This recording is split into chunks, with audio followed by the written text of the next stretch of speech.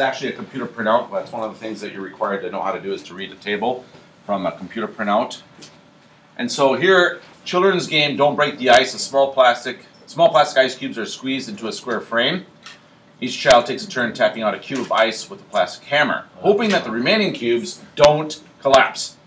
For the game to work correctly, the cubes have to be big enough so that they hold each other in place in the plastic frame, but not too big so that they're difficult to tap out.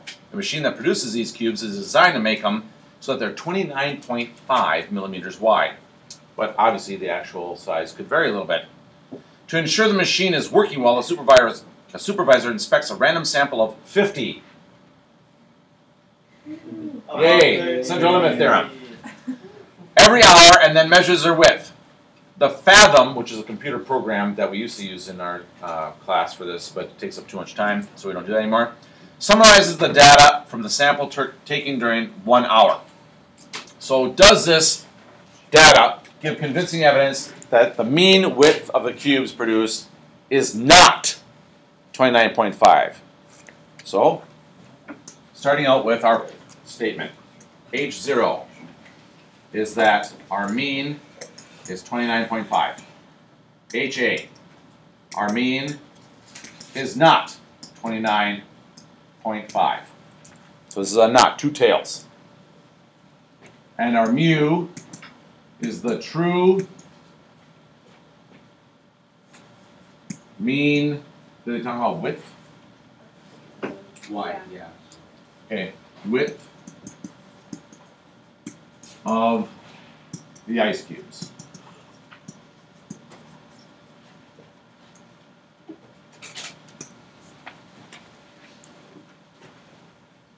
We will do a 1 sample t-test for mu at alpha equals 0.05.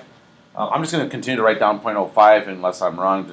I'm just going to go with that every single time because it seems like they don't either tell us it's 0.05 or they don't tell us anything. We have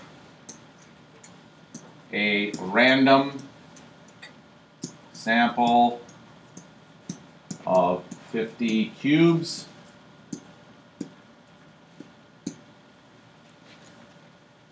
Since our sample of 50 is greater than 30, the central limit theorem applies, and our sample is approximately normal. And it is safe to assume the company produces more than 500 cubes. So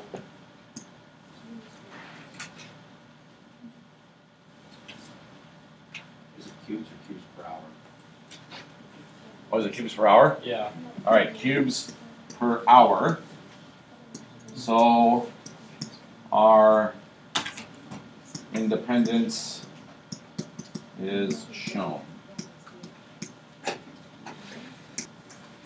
So now we know that our x bar is equal to 29.4943.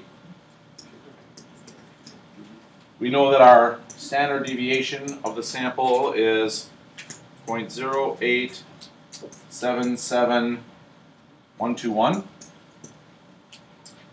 And they tell us, oh, that's it. That's all we really need, right? Yeah. Oh, we probably should write down our degrees of freedom, I guess.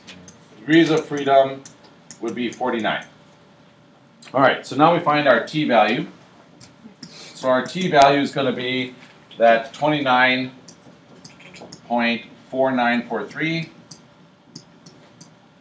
minus the assumed value of 29.5 divided by the standard deviation 0.0877121 all over our square root of our sample of 50. I get a t-value of negative 0.4597. Hopefully that's correct. So we're looking for the probability that our t-value is less than that negative 0.4597. Again, you can use your table if you want to. Don't forget about the degrees of freedom when you do that. And if it's negative, you can use the positive and do the same thing. It's going to be okay. And what you find out is that you get the value of 0.3239. Now the problem is, in the very beginning, we talked about we want to know if it's not equal to. So what do we have to do? Double it. 2 tails. This t-value only talks about 1 tail. So if I times it by 2, I get 0.6478. And the big thing I want you to remember here is to not forget that you're going to be doubling it because there are 2 tails. It's a not equals. It's the most common error when you're working with means. So don't forget when it's not equal, or proportions for that matter, to double it. So that's our p-value. And then we draw our conclusion. And in our conclusion we say our sample mean of 29.4943 would occur 64.78% of the time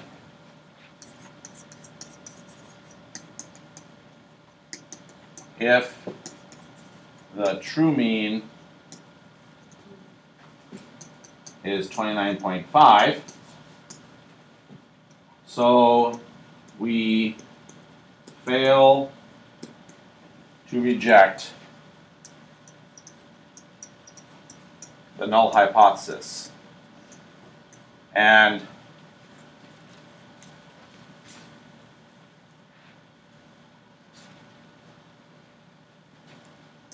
don't have enough evidence